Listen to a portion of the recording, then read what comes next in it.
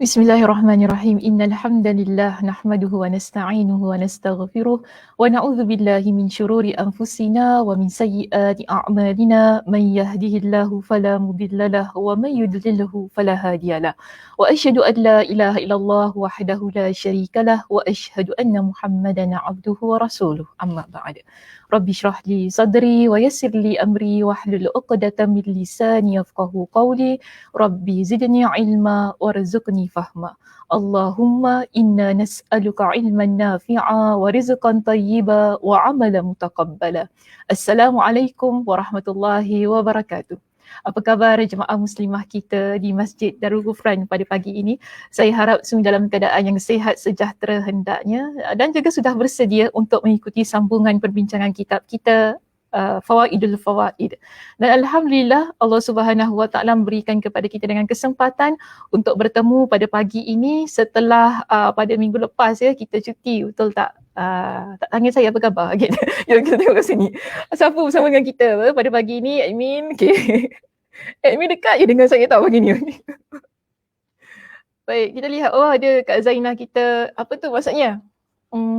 Tak tahu, saya pun tak tahu apa maksudnya tu. Okey, salam Kak Saada Anwar daripada ruangan YouTube kita dan semua yang hadir. Kak Noh juga ada dengan kita. Assalamualaikum Ustazah di RSS dan tim MDG. Waalaikumsalam warahmatullahi. Kita ada Kak Rohaya. Assalamualaikum Ustazah Dr. Sakinah Sabtu, tim MDG dan semua. Selamat pagi Kak Rohaya. Ada siapa lagi yang kita, Haja Aisyah kita, Masya Allah.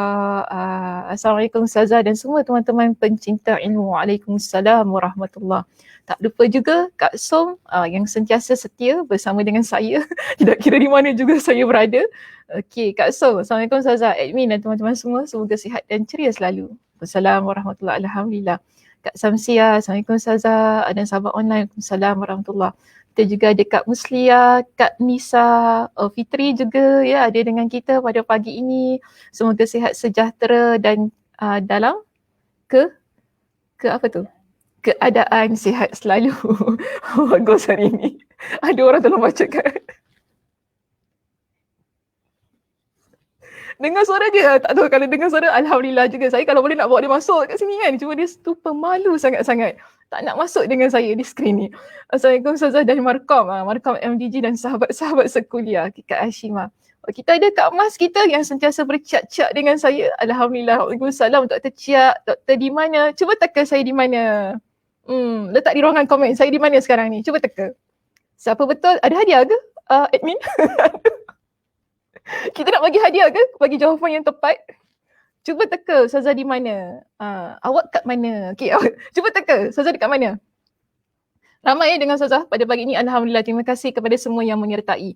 Nanti kalau siapa nak teka, letaklah di situ. Di Masjid Ghufran, Masya Allah, tabarakallah. Kak Mas ni tekaan anda sentiasa tepat. Saya selalulah teruja untuk bertemu empat mata dengan Kak Mas ni. Orang ramai yang teka. Macam mana tahu ni? Ada nampak ke Masjid Ghufran kat belakang ni? Tak ada kan? Tak nampak kan? Nampak green screen ni kat belakang ni. Cuma tak ada gambar lah kat belakang tu. Tapi ramai teka betul lah. Kak Nisa pula. Betul lah kat sini. Masya Allah, ramai lah yang teka di Masjid Darul Ghufran. Betul lah ya? MDG? Ya betul, MDG, Masjid Darul Ghufran. Ni dah ramai sangat teka, tak ada hadiah lah ya. Tadi satu orang saya teka. Kalau satu orang insyaAllah ada hadiah. Okey, baik. Terima kasih kepada semua yang meneka. Alhamdulillah, yes. Ustazah berada di Masjid Darul Ghufran. Yang mudah-mudahan doakan kita dapat bersua empat mata di Masjid Darul Ghufran untuk berapa hari lagi? InsyaAllah lah, lihatlah nanti. Tunggu kepada pengumuman ni yang akan dibuat oleh pihak masjid. Dan mudah-mudahan Allah Subhanahu Wa Taala mempermudahkan setiap urusan kita untuk kita berada semula di dalam masjid secara berjemaah untuk kita bertemu dan ikuti kuliah secara fizikal. Baik, so pagi ini bagaimana muslimah semuanya? Kita berada di muka surat yang keberapa dan topik yang mana satu? Sila letakkan di ruangan komen sekali lagi. Nanti admin saya akan paparkan jawapan di skrin kita. Okey, Haja Aisyah dia memang dah siap-siap tau ni. Dia macam dah tekan je. Saya tahu dah ni. Dia mesti dah biar saya tanyanya terus. Enter. Okey, Haja Aisyah. Haja Aisyah kata muka surat 2000 pula. Muka surat 208. F. Okey, Kurnia dan Rahmat. Selamat Hari Guru. Sebab tiba-tiba Haja Aisyah. Kenapa je Aisyah tiba-tiba selamat hari guru? Ustazah semoga sentiasa dalam rahmat Allah. Ya, terima kasih. Bila hari guru? Dah. Hari ni ke? Tak tahu. Ustazah tak ingat lah ya, sebab Ustazah bukan ustazah sekolah. Jadi tak ingat dah bila hari gurunya. Tapi terima kasih ya Hajar Aisyah. Masya Allah, tabarakallah. Ingat juga pada saya. Okay, Su kata muka surat 208, F, kurnia dan rahmat. Ada jawapan yang lain? Kak Som, bab 19. Point F, muka surat 208. Ada Kak Mas juga, Kak Nisa berikan jawapan yang sama. Fitri, Siti Hajar, baik, semua berikan jawapan yang sama. Sebentar ya. Berair macam tu. Santai betul saya hari ni.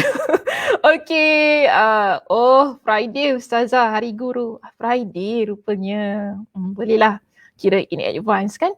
Baik, kita lihat di sini adakah betul apa yang disebut oleh jemaah-jemaah kita.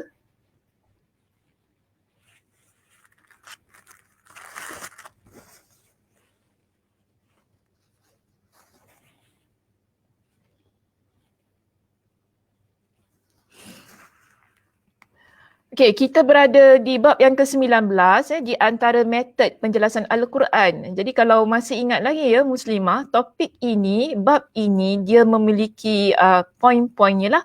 Hingga sekarang ni kita masih lagi di bab yang sama pada main discussionnya, itu di antara metod penjelasan Al-Quran masih lagi sama.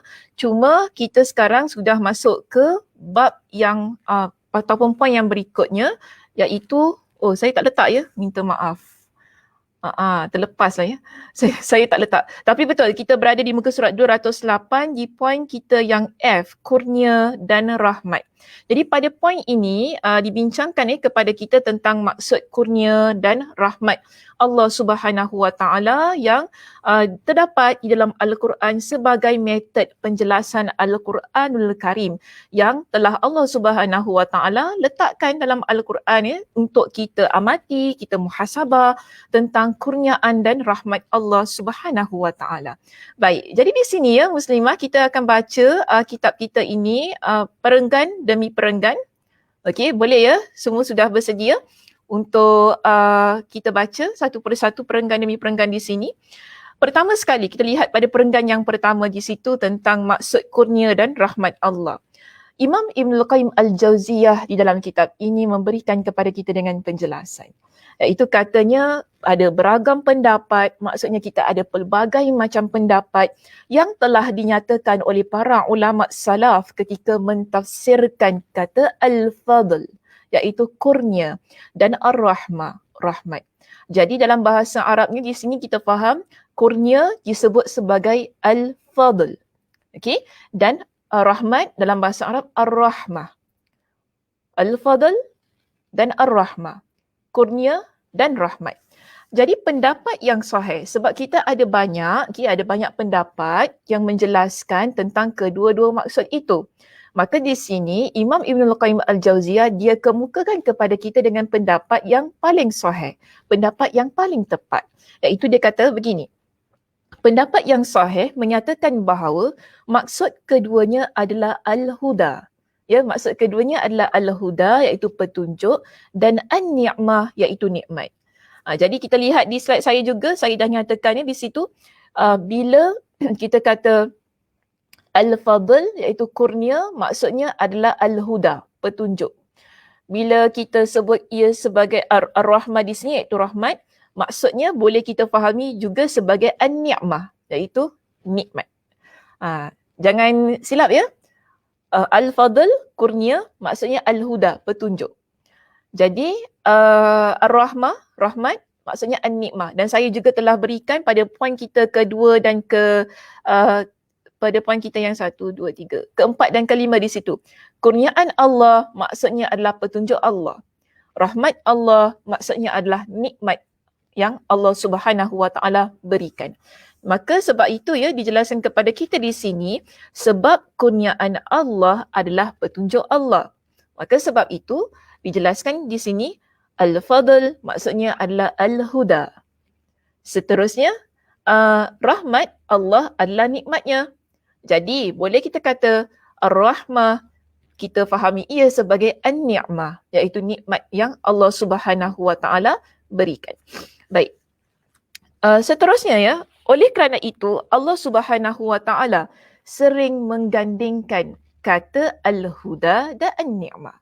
Jadi dalam Al-Quran ya Muslimah, bila kita buka Al-Quran, bila kita sering baca Al-Quran, kita akan dapati bahawa ada gandingan perkataan Al-Huda dan An-Ni'mah. Itu kebiasaannya yang Allah Subhanahu Wa Taala letakkan dalam Al-Quran sebagai antara metod penjelasan yang Allah kemukakan kepada kita ini ketika kita membaca Al-Quranul Karim.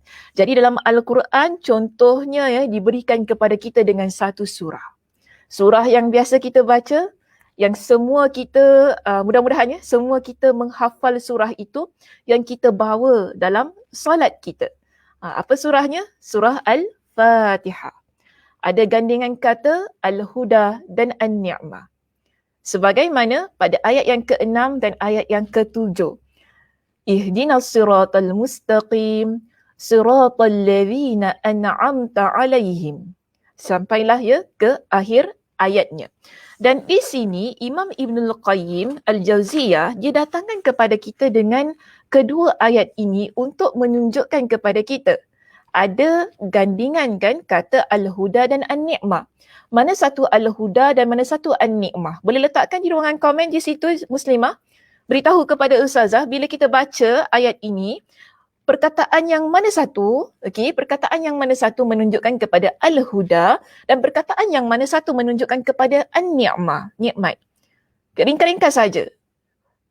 Ambil satu saja perkataan yang menunjukkan kepada Al-Huda dan juga satu perkataan yang menunjukkan kepada An-Ni'mah.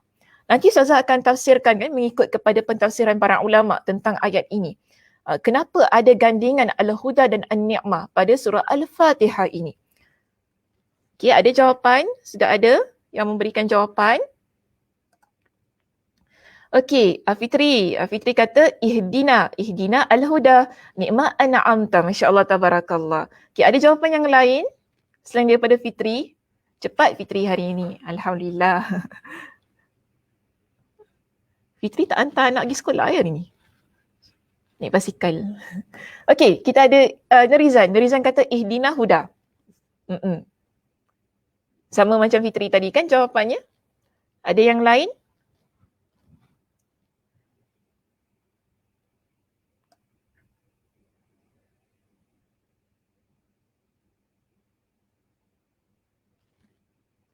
Sekali lagi, an'amta ni'mah. Betul? An'amta ni'mah. Kenapa pula tu? Ada pula yang memberikan jawapan yang panjang lebar di sini. Yang tak boleh untuk kita tampilkan jawapannya. Okay, kita ada dua saja ya jemaah yang berikan jawapan. Kita ada jawapan daripada Fitri dan juga Nurizan. Okey, baik. Betul ya sebagaimana yang diberikan oleh Fitri dan Nurizan. Okey, Kak Shima juga ada berikan. Ihdina al-huda, an'amta an-ni'mah. Okey, boleh. Kak Mas, huda ihdina nikmat an'amta. Baik, semua memberikan jawapan yang sama dan betul. Di sini bila kita rujuk dalam surah Al-Fatihah ayat yang ke-6 dan yang ke-7 ada gabungan antara perkataan Al-Huda dan An-Ni'mah. Yang Allah Subhanahu Wa Taala sebutkan, yang pertama Allah sebutkan ihdinas siratal mustaqim. Ini adalah permintaan yang diucapkan oleh orang yang beriman kepada Allah Subhanahu Wa Taala. Jadi itulah sebabnya kenapa kita sentiasa minta kepada Allah dengan petunjuk. Dan ini yang kita baca setiap hari dalam solat kita supaya Allah berikan kepada kita dengan petunjuk jalan yang lurus. Dan di dalam surah Al-Fatihah ini pada ayat yang berikutnya ya muslimah kita lihat di situ Allah Subhanahu Wa Taala sebutkan siratal ladzina an'amta alaihim. Jalan tadi kan kita minta kepada Allah tunjukkanlah kami jalan yang lurus. Jalan yang lurus itu adalah jalan yang bagaimana? Iaitu jalan orang-orang yang telah engkau beri nikmat kepada mereka. Imam Ibn Kathir rahimahullah dalam kitab tafsirnya ketika beliau menjelaskan tentang ayat ini, beliau katakan begini muslimah. dalam ayat ini kita minta kepada Allah agar berikan kepada kita dengan petunjuk jalan yang lurus, iaitu jalan orang yang kau beri nikmat kepada mereka. Siapakah mereka yang Allah Subhanahu Wa Taala berikan nikmat? Di sini beliau jelaskan kepada kita mereka yang memperoleh hidayah. Jalan yang lurus itu tadi, yang Allah berikan nikmat kepada mereka, siapakah mereka yang melalui jalan yang lurus tersebut? Iaitu mereka ialah orang yang Allah berikan kepada mereka dengan hidayah, petunjuk. Kemudian istiqamah, ada konsisten ketika mengamalkan agama ini. Sentiasa dia tetap dalam mengamalkan agama Allah. Dan mereka itu adalah orang yang taat kepada Allah dan Rasulnya. Ini merupakan nikmat yang besar yang Allah berikan kepada hamba-Nya. Kita ni ya muslimah, bila kita ni alhamdulillah Allah Subhanahu Wa Taala berikan kepada kita dengan keimanan dalam hati kita. Masya Allah. Itu adalah nikmat yang subhanallah, kita kata nikmat yang begitu besar yang Allah berikan dalam hati kita ini. Dengan nikmat tersebut, apa yang boleh kita lakukan? Kita menjadi hamba Allah yang taat, beribadah. Contohnya kita solat, bersedekah, menjadi seorang muslimah yang salihah, muslimah yang berakhlak mulia. Itu adalah kita panggil sebagai berkat keimanan yang ada dalam hati kita. Dengan berkat keimanan tersebut, inilah merupakan nikmat yang Allah berikan dalam kehidupan kita. Sebab itu bila kita doa, ataupun bila kita baca surah Al-Fatihah ini, kita minta kepada Allah agar Allah berikan kepada kita dengan nikmat sebagaimana nikmat yang Allah berikan kepada orang-orang tersebut. Iaitu orang yang Allah berikan kepada mereka dengan hidayah. Orang yang mana istiqamah dalam ketaatan. Yang mana mereka itu taat kepada Allah, taat juga kepada Rasulullah. Bukan jalan mereka yang Allah murka. Bila Allah murka kepada segolongan manusia, bermakna Allah tidak berikan nikmat kepada mereka. Dan kita minta supaya Allah jauhkan kita daripada jalan orang yang Allah murkai. Iaitu Imam Ibn Kathir rahimahullah jelaskan kepada kita, orang yang Allah murka tersebut ialah mereka yang mana kehendak mereka telah rosak. Keinginan mereka bukanlah keinginan yang ingin menggapai redha Allah. Itu kita panggil sebagai insan yang memiliki keinginan dan kehendak yang rosak. Lebih mengikut kepada hawa nafsu mereka.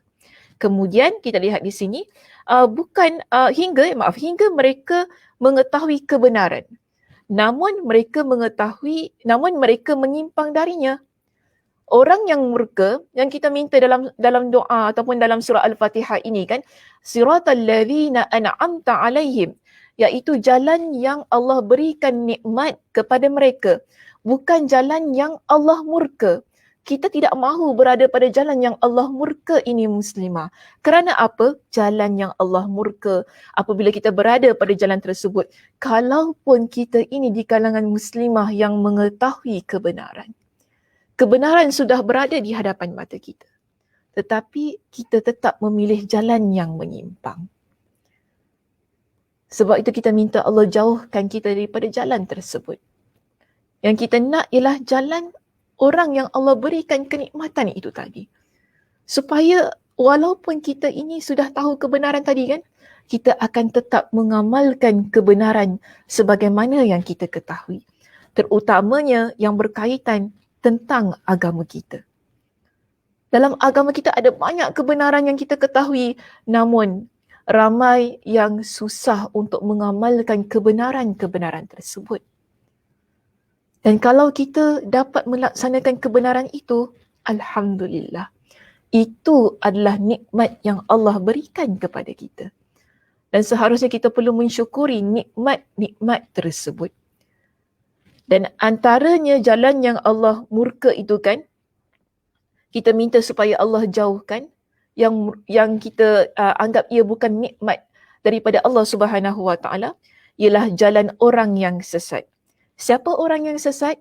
iaitu mereka yang tidak memiliki ilmu sehingga mereka berada dalam kesesatan serta tidak mendapat jalan menuju kebenaran. Jadi ini pentafsiran yang diberikan oleh Imam Ibn Kathir rahimahullah dalam kitabnya untuk menunjukkan kepada kita betapa petunjuk memiliki gandingan yang begitu mantap dengan an-ni'mah. Bila kita minta kepada Allah Subhanahu Wa Taala agar berikan kepada kita dengan petunjuk, bermakna kita ingin Allah Subhanahu Wa Taala berikan kepada kita nikmat-nikmat sebagaimana nikmat yang telah saya sebutkan itu tadi. Nikmat keimanan, ya, ini pertama, nikmat iman kita. Jangan kita abaikan nikmat ini. Okay, nikmat keimanan, nikmat menjadi insan yang memiliki kebenaran, taat kepada Allah, kan? Nikmat yang mana dapat melaksanakan perintah Allah dan perintah Rasulullah.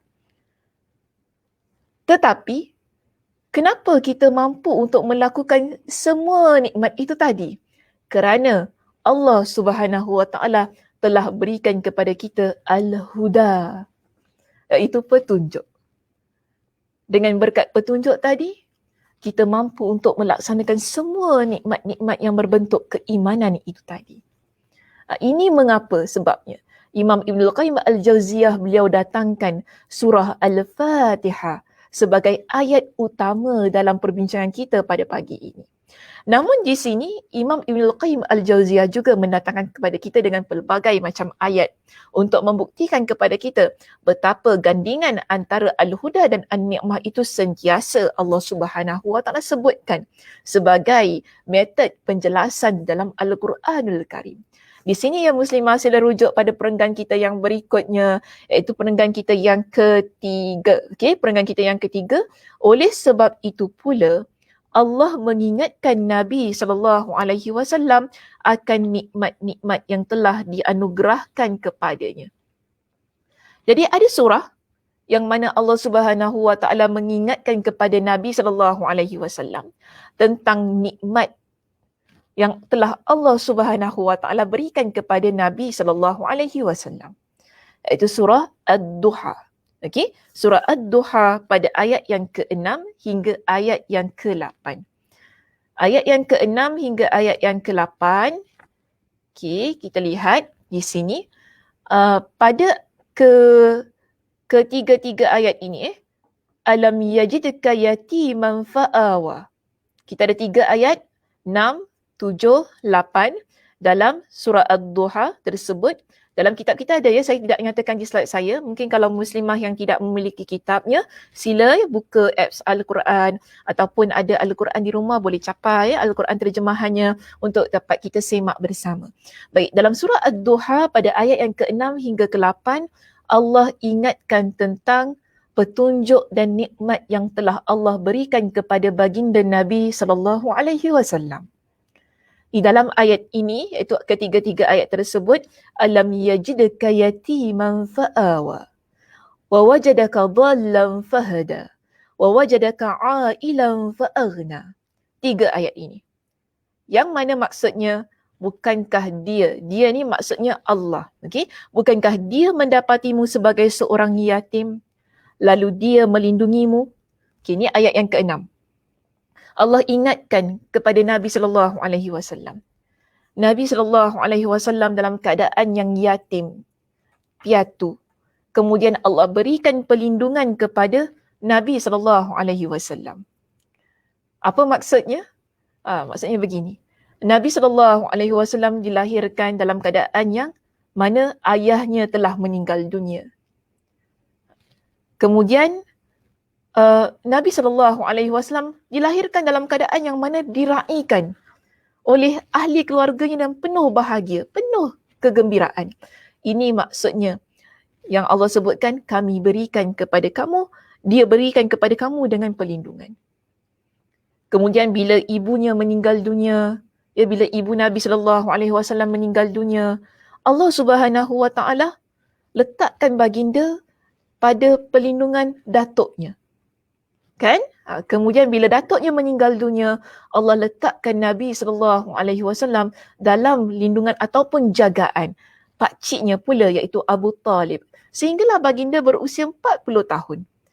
Kemudian Abu Talib meninggal dunia. Di situ walaupun begini Muslimah, kita lihat dalam keadaan Abu Talib masih lagi hidup, ada berlaku banyak penentangan terhadap dakwah. Tetapi Abu Talib walaupun dia seorang yang non-Muslim, namun dia berada di barisan hadapan untuk melindungi dan menjaga kebajikan dan kebaikan kebajikan Nabi SAW pada masa itu. Ini bentuk perlindungan yang Allah Subhanahu Wa Taala berikan kepada Nabi SAW. Okey, ayat yang ke-6 dalam surah Ad-Duha. Yang kita sebut ia sebagai nikmat yang Allah berikan kepada baginda. Pada ayat yang ke-7, pada ayat yang berikutnya, Allah Subhanahu Wa Taala menyebutkan wa wajadaka dhallan fahada. Dia mendapatimu sebagai orang yang bingung, lalu dia memberikan petunjuk. Nabi SAW berada di tengah-tengah masyarakat jahiliah. Jangan lupa tentang itu. Kan? Nabi SAW berada dalam persekitaran yang mana orang menyembah berhala. Majoritinya menyembah berhala. Mereka ini tidak beriman kepada Allah, tidak beriman kepada Tuhan yang Maha Esa, tapi menyembah berhala. Nabi hidup dalam keadaan yang mana orang di sekitar baginda tidak memiliki hidayah. Namun, di dalam ayat ini Allah ingatkan, dalam keadaan baginda yang bingung itu, kan baginda ada mengasingkan diri baginda kan di dalam gua untuk supaya tidak terpengaruh dengan apa yang ada di sekitar baginda, bagi melihat alam sekitar, bagi merenung diri baginda. Ada situasi yang sedemikian. Di sini apa kata Allah? Kami berikan hidayah dan petunjuk kepada kamu.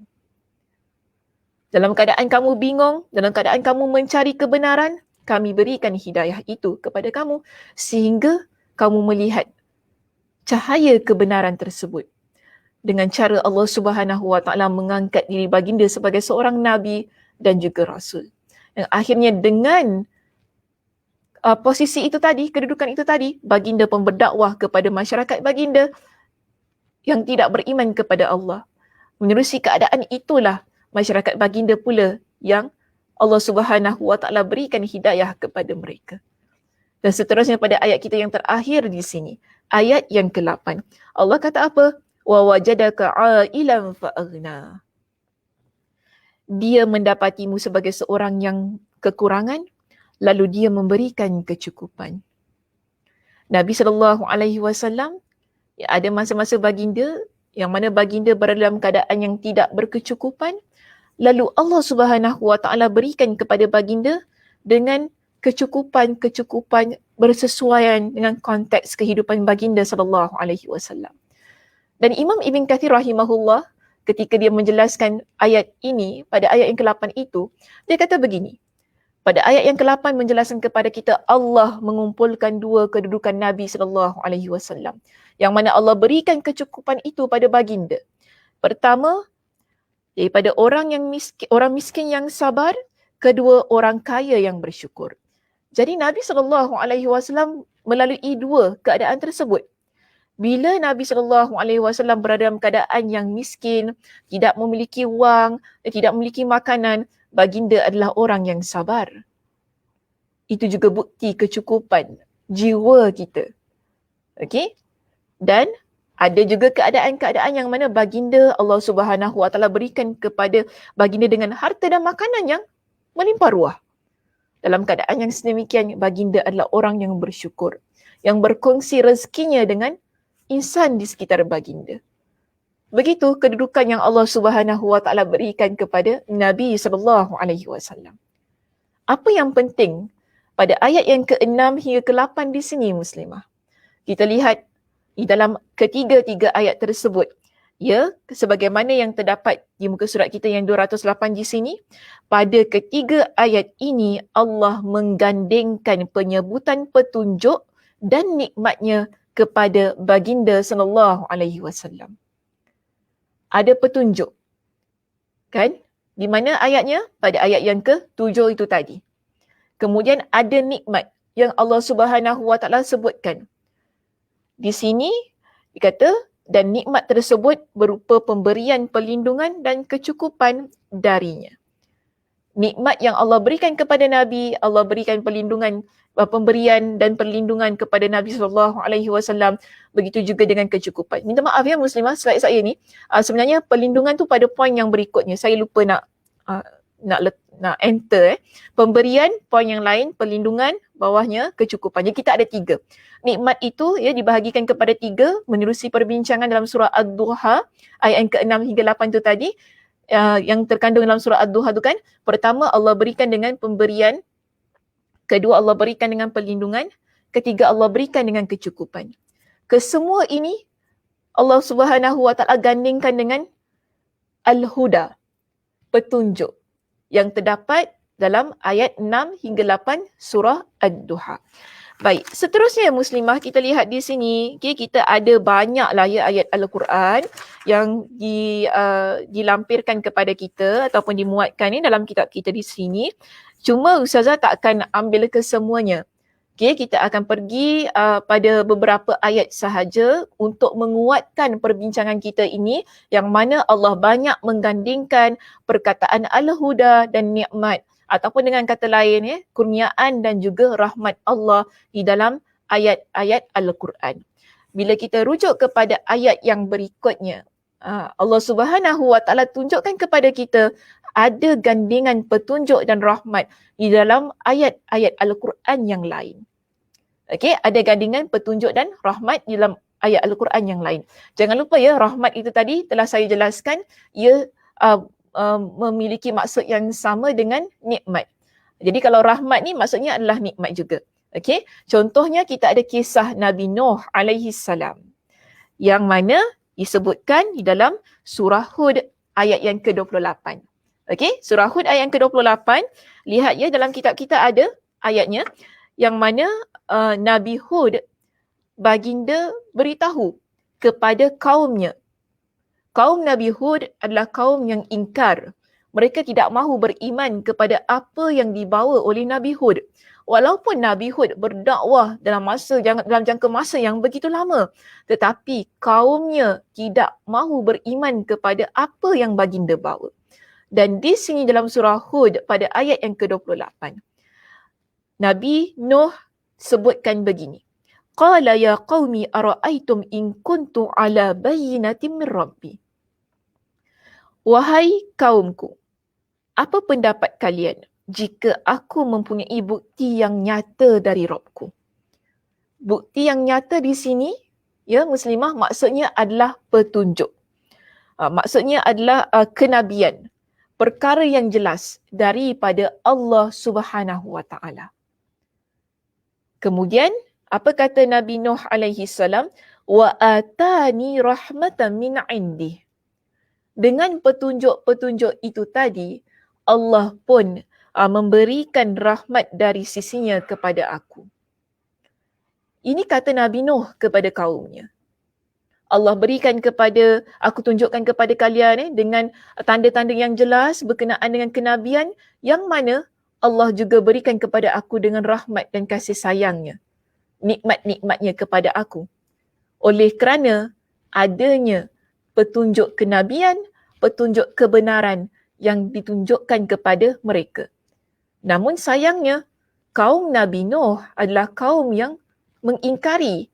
Walaupun kebenaran sudah ditunjukkan di hadapan mata, walaupun kebenaran yang digandingkan dengan rahmat ditunjukkan kepada mereka, mereka masih memilih untuk tidak beriman kepada Allah Subhanahu Wa Taala.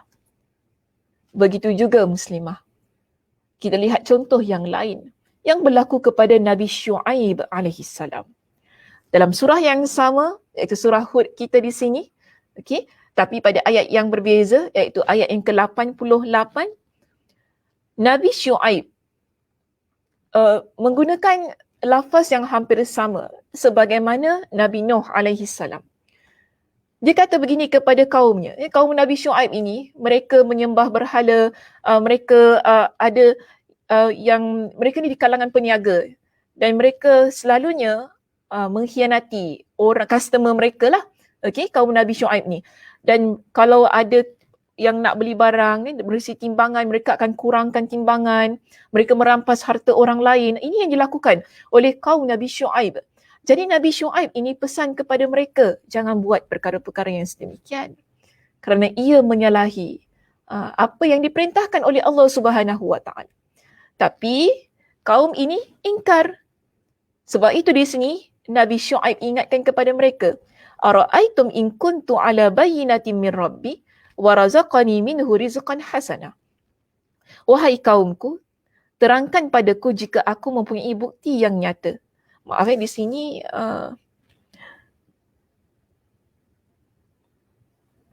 maksudnya macam kurang tepat.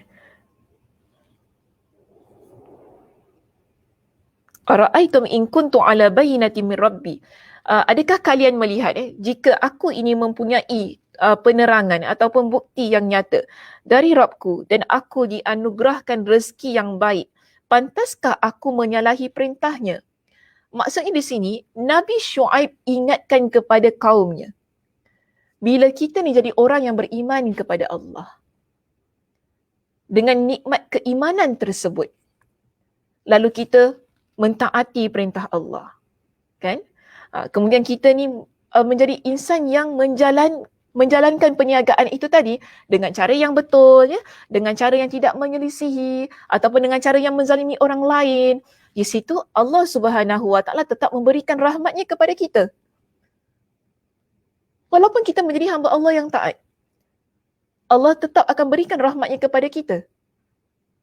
Jadi dalam keadaan yang Allah memberikan rahmatnya kepada kita, maka dia tanya, pantaskah aku menyalahi perintahnya? Dalam keadaan Allah berikan kepada kita dengan nikmat rezeki yang melimpah ruah, maka dalam keadaan yang begitu, perlukah kita ni jadi insan yang mana tinggalkan perintah Allah? Jadi ini peringatan yang Nabi Syuaib ingatkan kepada kaumnya. Kerana orang yang mendapat petunjuk Allah, pasti mereka Allah akan berikan dengan rahmatnya, dengan nikmatnya, berupa rezeki, kebahagiaan, ketenangan jiwa. Kan ini semua rahmat daripada Allah Subhanahu Wa Taala. Tetapi jangan lupa muslimah, sebagaimana yang dijelaskan oleh Nabi Hud dan juga Nabi Nuh dan juga Nabi Syuaib di sini, petunjuk yang Allah berikan kepada kita, kita perlu ambil petunjuk itu, lalu kita amalkan petunjuknya. Barulah nikmat tersebut akan datang dalam kehidupan kita. Maksud saya begini, bila kita ini Allah Subhanahu Wa Taala telah berikan kepada kita dengan keimanan, realisasikan keimanan tersebut dengan menjalankan ketaatan-ketaatan kepada Allah Subhanahu Wa Taala. Itulah punca kita memiliki rahmat dan nikmat dari Allah Subhanahu Wa Taala. Namun kalau kita ini dalam keadaan yang mana Allah Subhanahu Wa Taala telah berikan kepada kita dengan petunjuk, dengan keimanan, tapi kita tak nak menjadi hamba Allah yang taat, bagaimana nikmat dan rahmat itu akan datang dengan sebaik-baiknya dalam kehidupan kita? Sebab tu gandingan petunjuk dan rahmat ini ia tidak boleh dipisahkan. Orang yang mendapat petunjuk Allah dan dia beramal, iaitu dia melaksanakan ketaatan-ketaatan dalam kehidupannya berdasarkan petunjuk itu, Allah pasti akan berikan kepada dia dengan rahmat dalam jiwanya, dalam kehidupannya. Sebab itu pada ayat kita yang terakhir di sini, tentang kisah Nabi Khidir, Allah ingatkan kepada Nabi Musa tentang seorang insan yang Allah berikan kepada dia dengan rahmat dan nikmat. Sila yang muslimah, rujuk dalam surah Al-Kahfi pada ayat yang ke-65, Allah kata kepada Nabi Musa alaihi salam, fawajada abdan min ibadina.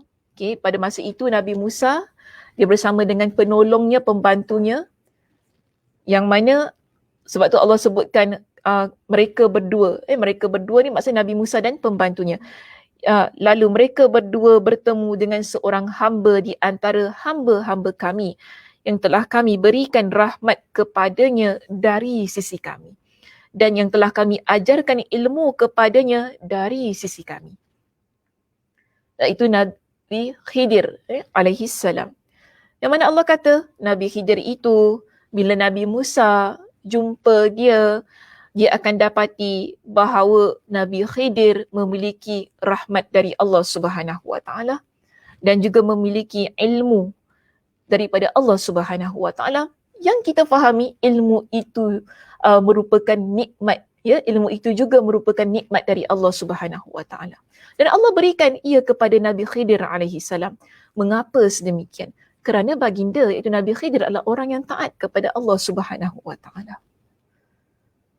Sebab itu dia memiliki rahmat tersebut. Dia memiliki nikmat ilmu yang tidak ada pada orang lain. Masya-Allah tabarakallah. Jelas kepada kita di sini muslimah. Gandingan petunjuk dan rahmat itu kan dalam ini cuma contohnya sahaja, ya. Sebenarnya ada banyak lagi lah ayat-ayat yang lain. Tetapi di sini kita cuma ambil contohnya sahaja dalam kisah Nabi Nuh, kisah Nabi Syuaib, kisah Nabi Khidir, kan? Allah Subhanahu Wa Taala tunjukkan kepada kita petunjuk dan rahmat ianya selari.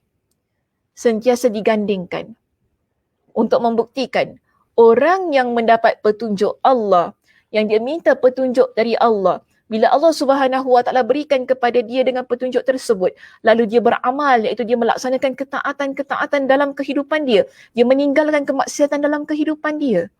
Orang yang begini, Allah akan berikan kepada mereka dengan nikmat dan rahmat dari Allah Subhanahu Wa Taala. Nikmat dan rahmat itu ada banyak dalam kehidupan kita.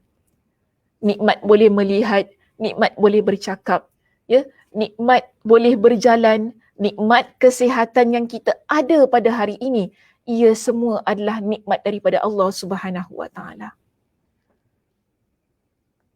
Kita yang memiliki nikmat semua itu, kekalkan petunjuk. Maksud kekalkan petunjuk inilah jangan kita abaikan petunjuk yang telah Allah Subhanahu Wa Taala berikan dalam kehidupan kita. Teruskan untuk sentiasa menjadi muslimah yang taat kepada Allah, muslimah yang berusaha meninggalkan kemaksiatan, agar nikmat-nikmat itu adalah nikmat yang indah yang akan kita bawa hingga ke hujung nyawa kita. Dan di sini, ya muslimah, kita lihat dalam surah An-Nur pada ayat yang ke-21.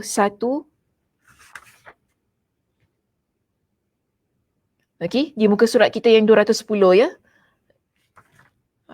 Saudara terus masuk pada muka surat 210 dalam surah An-Nur pada ayat yang ke-21. Cuma dalam surah, dalam kitab kita ni ringkas sahaja ayatnya. Di slide Ustazah letakkan dengan ayat yang penuh.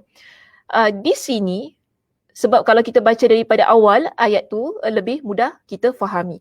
Baik, bila kita lihat dalam surah An-Nur ayat yang ke-21 tentang kurniaan dan rahmat dari Allah Subhanahu Wa Taala. Allah sebutkan kepada orang yang beriman.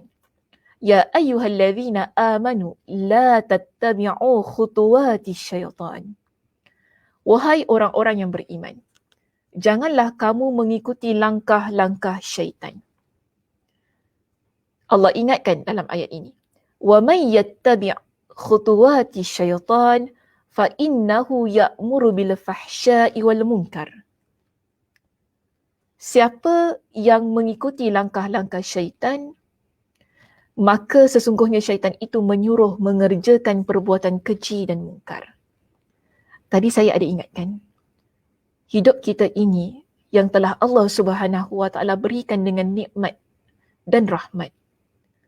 Usaha terus melakukan ketaatan, tinggalkan kemaksiatan.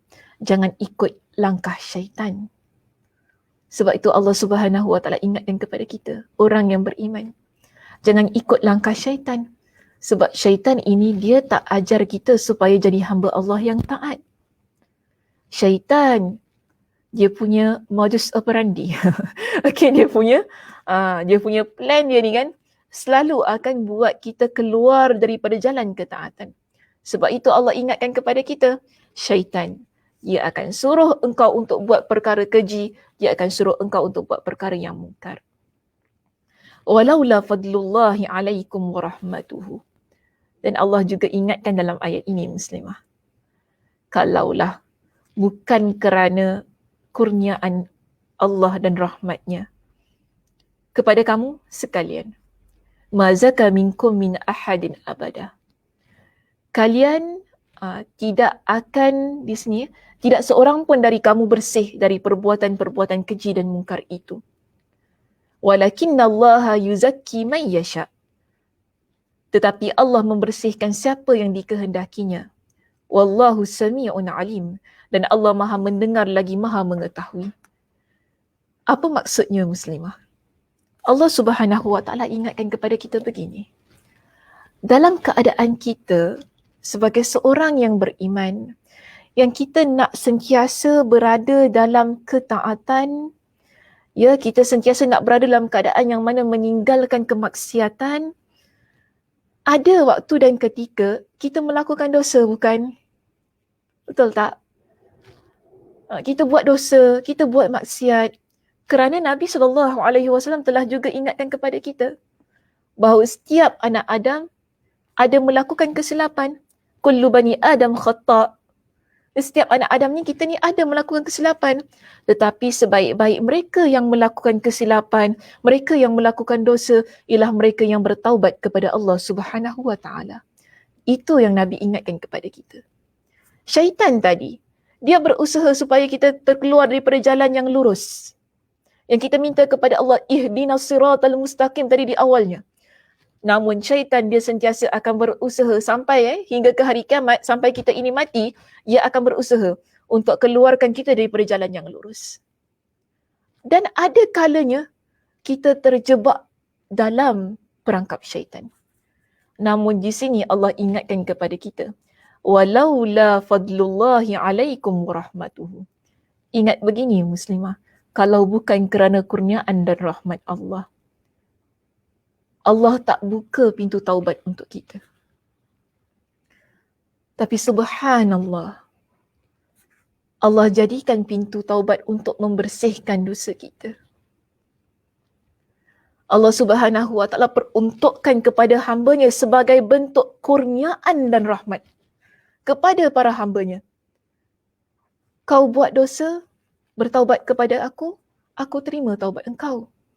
Kenapa aku terima taubat engkau? Kerana kurniaan dan rahmat aku yang aku berikan kepada para hamba aku. Namun kalau kurniaan dan rahmat Allah yang berbentuk ataupun berupa taubat itu tadi tidak ada muslimah, kita akan terus berada dalam keadaan yang kotor dengan dosa demi dosa selama-lamanya sehingga akhir hayat kita. Tetapi kerana Allah cinta kepada para hamba-Nya, Allah berikan kepada hamba-Nya dengan kurniaan dan rahmat-Nya itu tadi, Allah tidak biarkan kita dalam keadaan yang penuh dosa. Allah berikan kepada kita peluang dan ruang untuk bertaubat kepada Dia. Dan Allah sucikan kita. Sebab tu Allah kata, ma zaka minkum min ahadin abada. Kalian ni tidak akan suci untuk selama-lamanya kalau bukan kerana kurniaan dan rahmat aku. Tapi alhamdulillah, Allah berikan, Allah buka pintu taubat untuk para hamba-Nya. Dan jangan lupa muslimah, pintu taubat untuk kita ini, ia tidak pernah tertutup. Nabi SAW mengingatkan kepada kita, Allah Subhanahu wa taala membuka pintu taubat, Allah bentangkan tangannya untuk hamba-Nya yang bertaubat. Setiap hari 24 jam kita berdosa pada waktu pagi ini, malam nanti kita ingat, tadi pagi saya buat dosa, petang tadi kenapa saya buat? Malam nanti kita bertaubat kepada Allah, Allah terima taubat kita. Kalau pada waktu malam kita buat dosa, kita bangun tidur, kita ingat, asal malam tadi saya buat gini, kan dosa. Kita terus bertaubat kepada Allah. Allah bentangkan tangannya kepada orang yang bertaubat kepada Allah. Siang dan malam, 24 jam. Dan Nabi ingatkan kepada kita, situasi itu berlaku sehingga hari kiamat. Kenapa Allah buka pintu taubat seluas-luasnya kepada para hamba-Nya? Kerana kurniaan dan rahmat-Nya. Kerana kurniaan dan rahmat Allah yang kita panggil ia juga sebagai nikmat yang Allah berikan kepada para hamba-Nya. Maka sebab itu, saya tutup kuliah kita pada pagi ini muslimah. Dalam hidup kita ini, setiap hari memang betul, kita dah minta kepada Allah agar Allah berikan kepada kita dengan petunjuk jalan yang lurus setiap hari. Dalam solat kita, kita minta kepada Allah, ihdinas siratal mustaqim. Solat wajib kan, solat fardu, solat sunat, kita minta kepada Allah dengan petunjuk Allah supaya Allah berikan kepada kita dengan jalan yang lurus. Namun, kita jangan lupa minta kepada Allah kurniaan dan rahmat Allah. Angkat tangan kita ini muslimah. Betul lah kita kata, kan Allah dah bagi saya apa dengan kurniaan dan nikmatnya banyak dah, takkan saya nak minta lagi. Minta. Allah suka kepada orang yang meminta. Ini bezanya Allah dan makhluk. Kita kalau makhluk, kita tak suka orang minta banyak-banyak benda dengan kita, betul tak? Bingit kita. Dah minta ni, minta lagi. Tapi Allah, tidak. Dengan Allah, minta sebanyak-banyaknya, mintalah. Kita nak minta apa, mintalah. Allah tak pernah berkira dengan hamba-Nya. Dalam solat kita dah minta kepada Allah supaya Allah tunjukkan kepada kita dengan jalan yang lurus. Tak cukup lagi ke Ustazah? Tak cukup. Minta lagi pada Allah. Minta sebanyak-banyaknya pada Allah.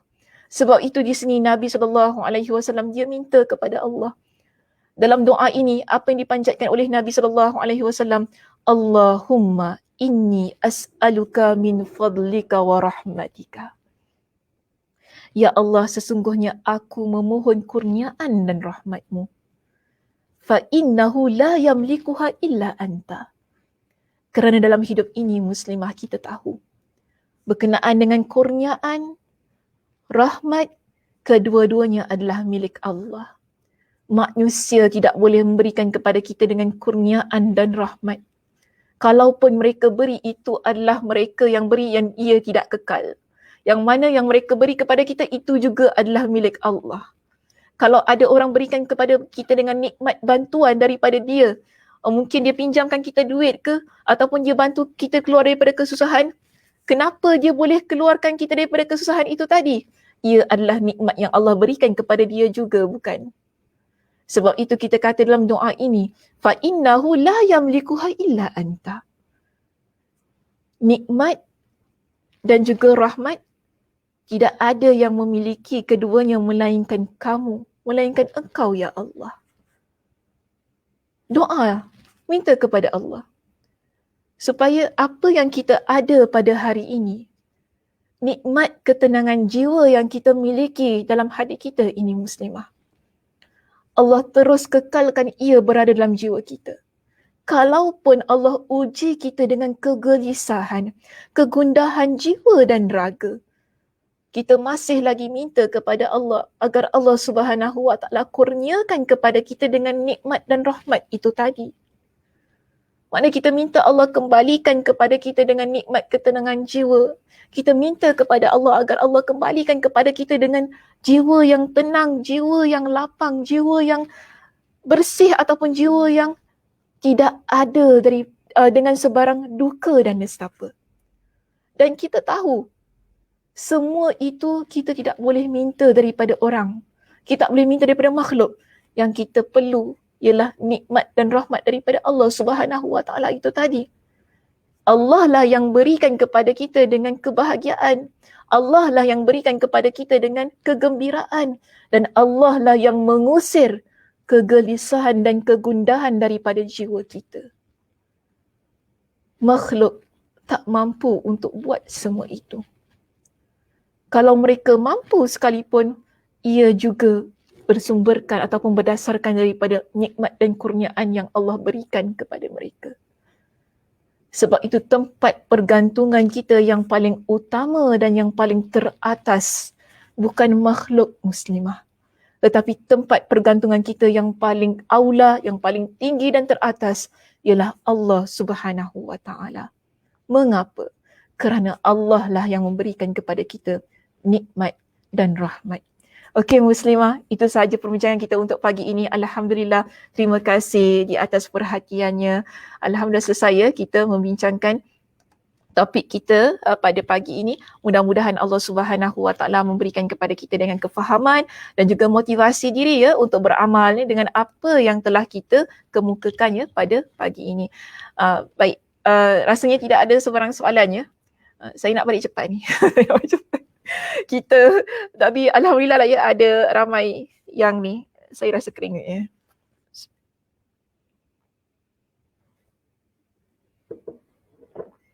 Ada ramai yang memberikan ucapan terima kasih kepada kita. Alhamdulillah. Terima kasih kepada semua yang mengikuti kuliah kita daripada awal tadi hingga ke akhir ni kan. Kita ada Kak siapa ni? Kak Norizan di situ. Alhamdulillah, COVID membuka pintu ilmu virtual. Alhamdulillah. Itu nikmat juga ya. Nikmat di sebalik sesuatu musibah, ada nikmat yang Allah Subhanahu Wa Taala berikan juga kepada kita. Kan dulu tak pernah nampak saya, alhamdulillah dah nampak saya dah. Begini rupanya Ustazah Dr. Sakinah Sabtu. Sebab dulu saya eksklusif tau, susah orang nak nampak saya mengajar ni kan. Nak rakaman pun dalam kuliah saya tak benarkan. Mana-mana muslimah yang datang kuliah saya kata tak boleh rakam saya mengajar. Alhamdulillah lah, kata berkat COVID tu kan. Ada nikmat yang Allah berikan. Nampaklah juga saya mengajar. Jadi ada Kak Nur kita di sini. Terima kasih Kak Nur. Alhamdulillah, Masya Allah. Jazakillah khair Ustazah wa iyyak atas peringatan yang amat mendalam dan terkesan. Semoga Ustazah dilimpahi dengan kesihatan, amin, dan rahmat dari Allah, amin. InsyaAllah, doakan kami juga ya Ustazah, ya mudah-mudahan semuanya lah ya Allah Subhanahu Wa Taala berikan juga rahmat dan juga nikmat kesihatan ya, terutamanya sebab nikmat kesihatan begitu mahal harganya pada hari ini. So kita perlu jaga nikmat yang Allah Subhanahu Wa Taala berikan itu. Kita ada Kak Rohaya. Alhamdulillah, terima kasih Ustazah Dr. Sakinah atas pengisian ilmu dan tim MDG. Yes, tim MDG betul, pagi-pagi dia bangun. Terus sini kan. Jazakallahu khair wa iyyak. Kita ada Naziha. Oh, Naziha tadi di awalnya tak nampak ya. Alhamdulillah di akhirnya ada di sini. Terima kasih Ustazah. Ya, sama-sama Naziha. Kita ada Kamiza, Kak Som, ya, dan ramailah ya, Azfa, Kak Hashimah kita, semualah ya yang memberikan ucapan terima kasih kepada kami di sini, saya dan juga tim MTG. Dan saya doakan mudah-mudahan Allah Subhanahu Wa Taala memberikan kepada kita dengan semua dengan kesihatan dan juga kelapangan masa untuk kita bertemu pada minggu hadapan. Okey, jadi insya-Allah kita jumpa pada minggu hadapan pada masa yang sama dan tempat yang sama. Saya tutup kuliah kita pada pagi ini dengan tasbih kafarah. Subhanakallahumma wa bihamdika asyhadu an la ilaha illa anta astaghfiruka wa atubu ilaik. Assalamualaikum warahmatullahi wabarakatuh. Bye.